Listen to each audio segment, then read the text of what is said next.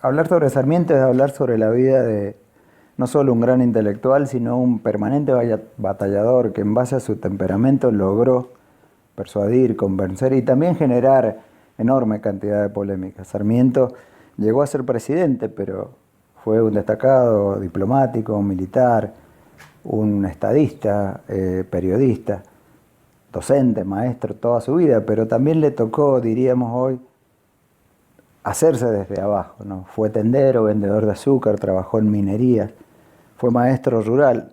De este Sarmiento es el que uno podría empezar a ver y decir claramente que nada le resultó fácil. De haber nacido en un San Juan muy humilde y muy pobre, llegó a ser un ciudadano del mundo, erigiéndose en senador de la nación, en gobernador de su provincia San Juan, en director general de escuela, podríamos decir, en diplomático, en ministro de distintos presidentes, en embajador plenipotenciario, pero también presidente de la nación. Había nacido en 1811, cuando el sistema español estaba perdiendo una fuerte legitimación, la monarquía había perdido todo aquel consenso que podía tener y unos aires nuevos empezaban a invadir el mundo. Pero también la emancipación americana y sobre todo en nuestras tierras empezaba a cobrar fuerza, a cobrar vida, ¿no? El gobierno patrio se avienta al lado. Es ahí donde nace Sarmiento, en las faldas de la cordillera de los Andes, en ese San Juan, y es donde empieza a dar sus primeros pasos. Un hogar humilde, un hogar de mínimas comodidades, en donde todo le va a costar enormemente. Uno podría determinar la vida de Sarmiento en distintas etapas. La primera etapa, desde su nacimiento, aquel 1811, donde empieza a forjarse de la mano de sus padres, empujado por sus tíos sacerdotes a la educación. Su familia quería que estuviera en un convento, él se rehusaba propio ya desde niño manifestando su temperamento, lo que lo llevó a ser docente. Desde muy chico, es decir, él acompañando a su tío, crea y se educa en una primera escuela. Podríamos definirla como la etapa provinciana hasta 1839.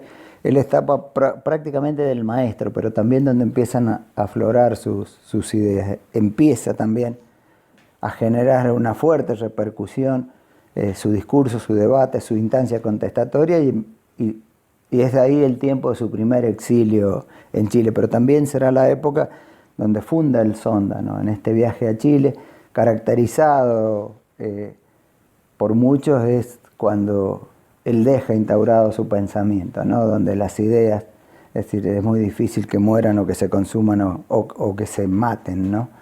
Es ahí donde aparece ese Sarmiento. Este Sarmiento es el Sarmiento donde la mitología popular lo pone como el abnegado, el que nunca faltó a clase, aquel niño que estudiaba con una vela, y también el que cruza los Andes para llegar a Chile, que le dará cobijo, que lo contenerá, y es donde va a empezar a generar sus primeras producciones. La otra etapa que uno podría establecer en Sarmiento ya es en 1839, es decir, hasta 1852, que es la etapa cosmopolita, donde el intelectual, los viajes, la producción de libros, es decir, empiezan a aflorar claramente.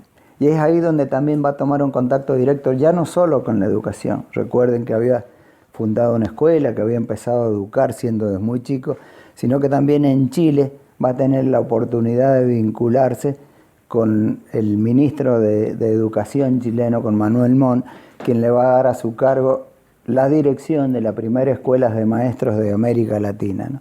Es ahí, en esta etapa, donde él empieza a forjar y empieza a cultivar aquella idea de generar de la educación una política de Estado. Pero es la etapa también de los grandes viajes, ¿no? Es la etapa donde va a nutrirse cosmopolitamente de distintas versiones.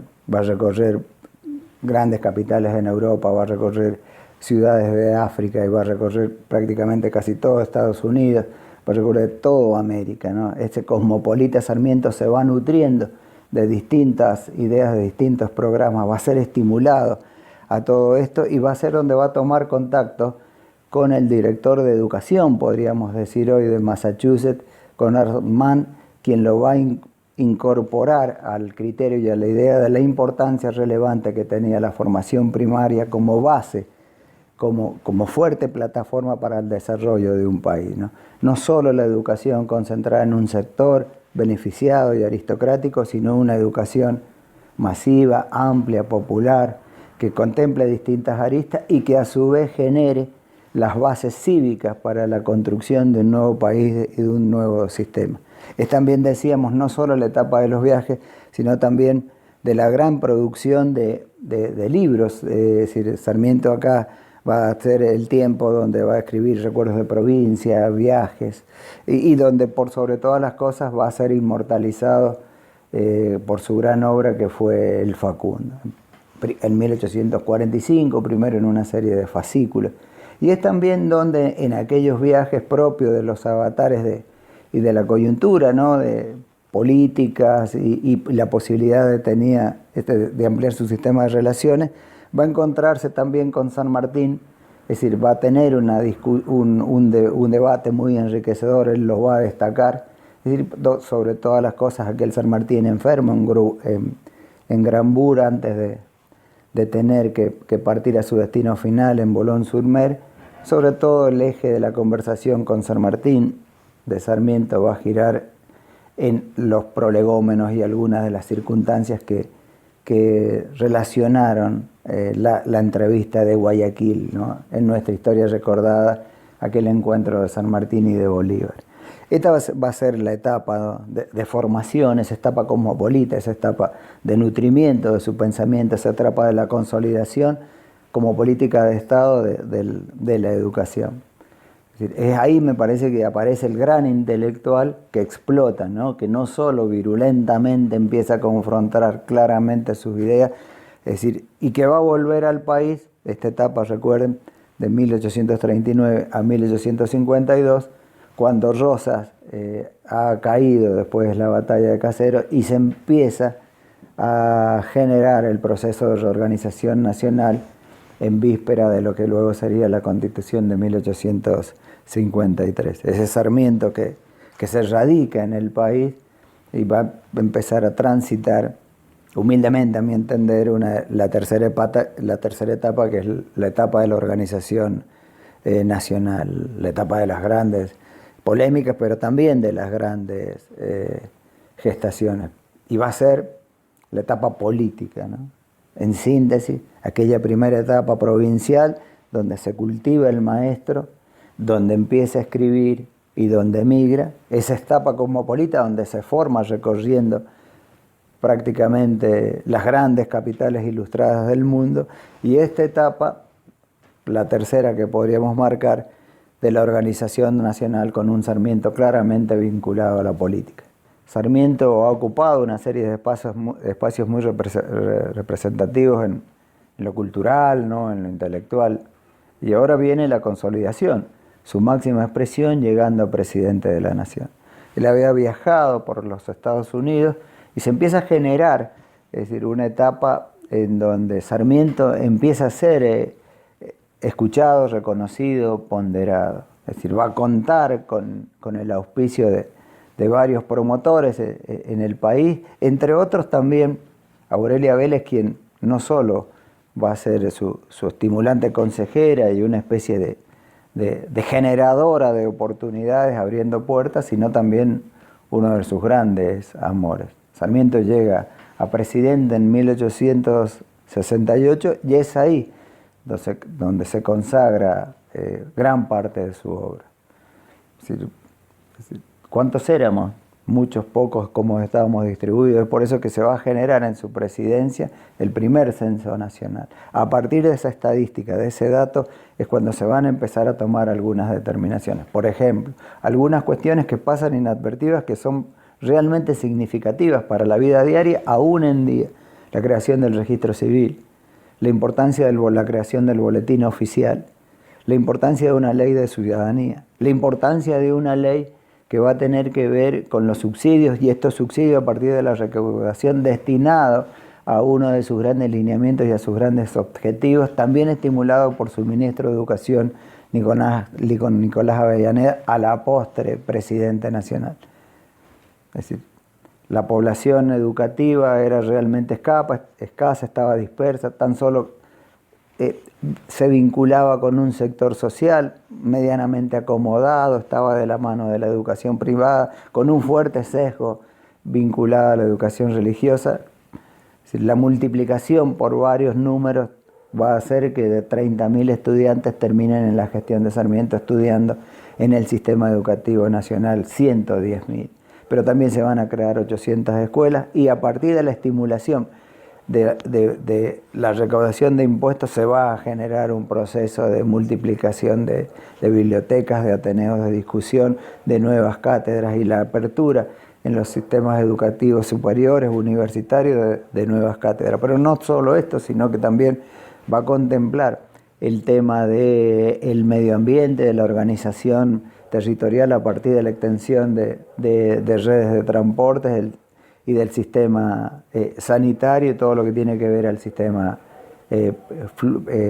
fluvial, ¿no? Nuevos puertos, nuevas dársenas, el colegio militar, la escuela naval, los observatorios en Córdoba, el jardín botánico y cientos de estas obras van a rodear el proyecto de Sarmiento, que en sus años de presidencia va a multiplicar no solo la acción educativa tomada y consensuada a partir del estudio de distintos planes de América y del mundo, sino que también lo va a hacer extensivo en un criterio bastante federal al resto del país. Los institutos superiores de Paraná, es decir, los institutos superiores de formación docente van a empezar a ser una instancia habitual en el país, ¿no? Y va a ser la base imprescindible de generar una formación de formadores. Este es el Sarmiento que, sin dejar de ser polémico, va a abandonar la presidencia y vaya plataforma de lanzamiento y posicionamiento político, es decir, su ministro de Educación va a terminar siendo el futuro inmediato presidente de la Nación. El tucumano Nicolás Avellaneda lo va a suceder en el cargo. Es ahí donde podríamos decir que termina esta tercera etapa, la provincial, la cosmopolita y la política con la presidencia de Sarmiento.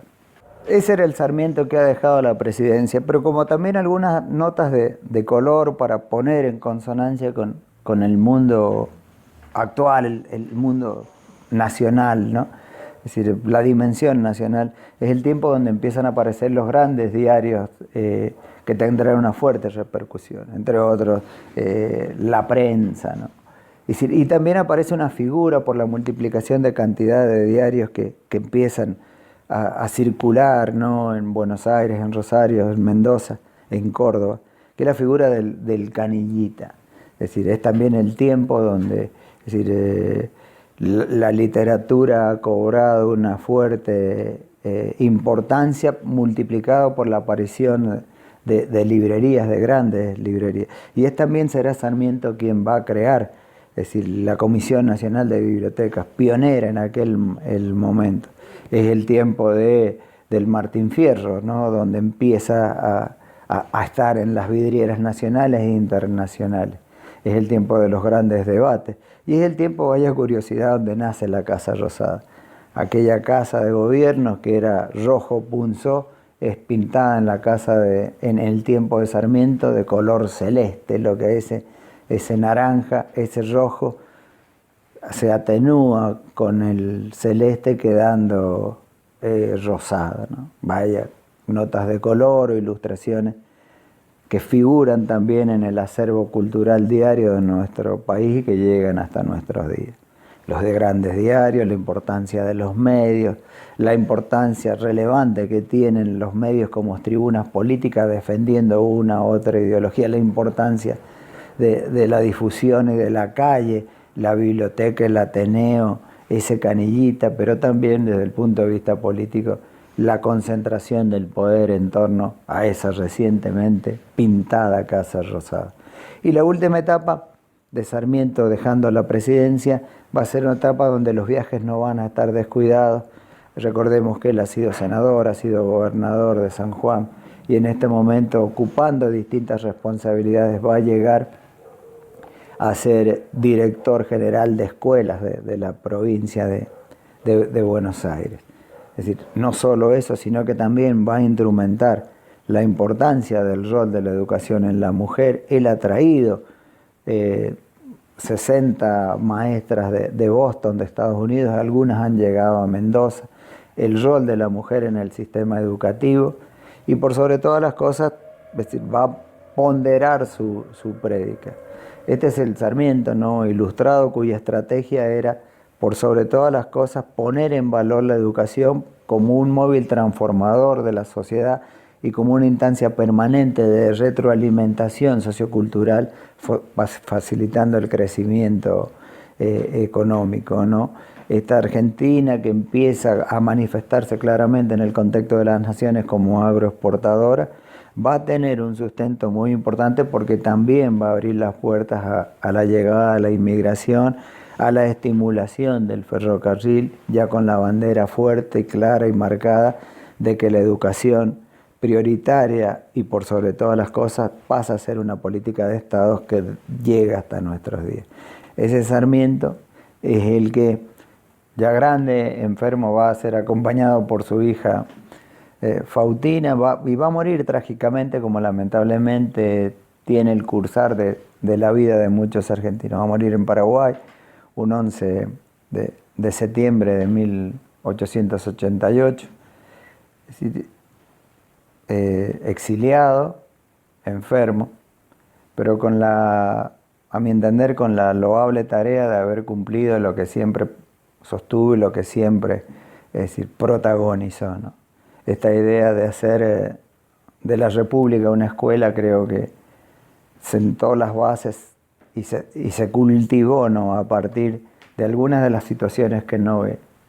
Sarmiento va a ser protagonista del primer congreso pedagógico que va a terminar sancionando la ley 1420 de educación gradual, obligatoria, laica y gratuita, ¿no? No vio sus beneficios que llegan hasta nuestros días, pero de eso se trata puntualmente la tarea de un intelectual, ¿no?, de un artífice que va adelante, que se anticipa. Quien sostenía que la República Argentina tenía que convertirse en una gran escuela y que todo transitaba en el medio de un aula, transversalmente, el Estado, el hombre, el gobierno, sus funcionarios, todo canalizado a partir de lo que uno puede germinar en el aula.